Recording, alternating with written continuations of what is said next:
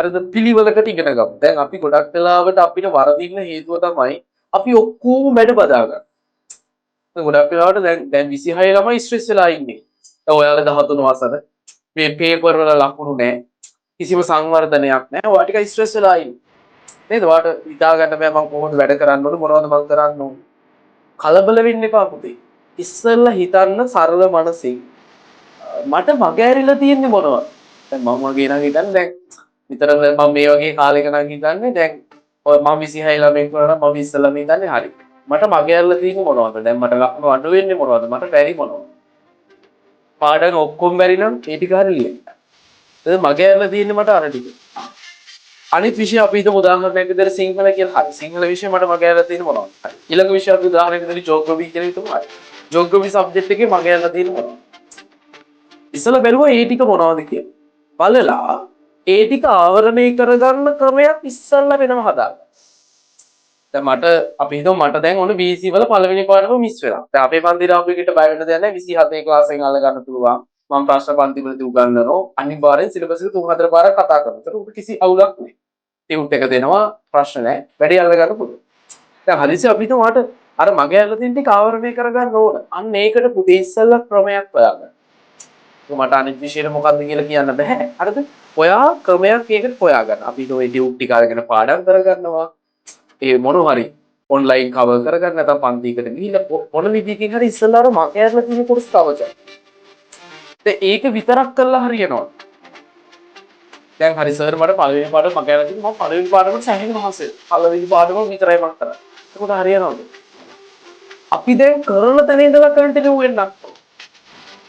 පැහැදිලිද මං කියන්නේ? දැන් ඔයා පළවෙනි පාඩම ආවරණය කරගන්න වෙනම මේ උදාහරණයක් මම මේ අරන් තින්නේ. හරි. ඔයා වෙනම concept එකක් හදාගන්න ඔයාගේ ඔළුවෙන් හරි ඔයාගේ සලස්මක් හදාගන්න හරි පළවෙනි පාඩම මම මේ විදිහට කියවනවා. හරි. ඒක මම ප්‍රශ්න ලියනවා උත්තර ලියනවා මම මේක මේ විදිහට පාඩම් කරගන්න සයිඩ් එකෙන් ෂේප්. ඒ අතරතුර සර් උගන්නගෙන යන්නේ මේ කොටස තියෙනවට හරි. එතන ඉඳන් මේ පැත්තට ලස්සනම වැටි කරනවා ආය අපස්සට එන්න තියාගන්නේ පිළිවෙලට කරන්නේ. ඔන්න ඔය බැලන්සින් එක විතරයි ළමයි හදා ගන්න ඕන 26 උන්ට. ආව කෙලවිලා තියෙන ඔච්චර. මං හිතන්නේ මං කියන දේට ඔබ එකඟයි. ඔයාට තාම යථාර්ථ වශයෙන්ම ඔළුවේ නිකන් බොරුවට බරක් තියාගන්න එපා මේක බෑ කියලා. ඔයාට අවුල් වෙලා තියෙන උතන.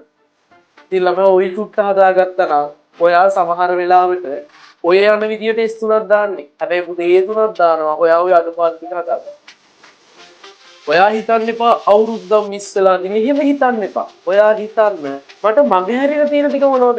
මං ඒ ටික ඉක්මනට කවර් කරගන්න. එච්චර. පැහැදිලිද?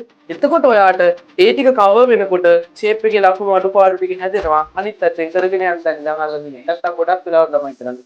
මගේ හැරිච්ච ටික අල්ල ගන්න යනවා. ආයෙ අනිත් පැත්තෙන් තව ටිකක් මගේ. ඒක නිසා ඔය දෙක අතර සංකලනයක් එන මනා සමබරතාවයක් එක්ක අපි කටයුතු කරොත් ඔන්න ඔයගෙන් මම මේ අදහස් කරේ මෙතන නැතුවදී 100%ක් සම්පූර්ණ ළමයි ඉන්නවද? ඒ කොහොම වුණත් ඔයාට ওই වැඩසටහන හරහා පුළුවන් අඩුපාඩු හදාගන්න. අපි හිතමු පුළුවන් නම් මේක ඉන්නවා වැඩ පළවෙනි පාඩම හොඳට ඉගෙනගෙන තියෙන සර් පන්තිද මගේ පන්ති අපලා මේක ඉගෙනගෙන තියෙන ප්‍රශ්න ලියලා තියෙන 150ක් විතර නේද හැමදාම ප්‍රශ්න දෙනවා පේපර් දුන්නා. වැඩ ගොඩක් කරලා තියෙනවා. හරිද? එතකොට දැන් එහෙම ලියපු එකාට පුළුවන්. හරි. ඌ මොකද කරන්න ඕන? අරක අමතක වෙනවා. දැන් මතකයේ හැමදාම එකම විදිහට තියෙන්නේ නැහැ නේ පුතේ. නේද? ඒකට මතකයේ අමතක වෙට එයත් බලන්න ඕන. දැන් පළවෙනි පාඩම සර් ඉවර කළා ඉතින් මේක අතහැරලා දාලා හරියන්නේ නැහැ. ඒක මම පාඩම් කරගෙන යන්න ඕන. අමතක වෙන්න දෙන්න හොඳ නැහැ.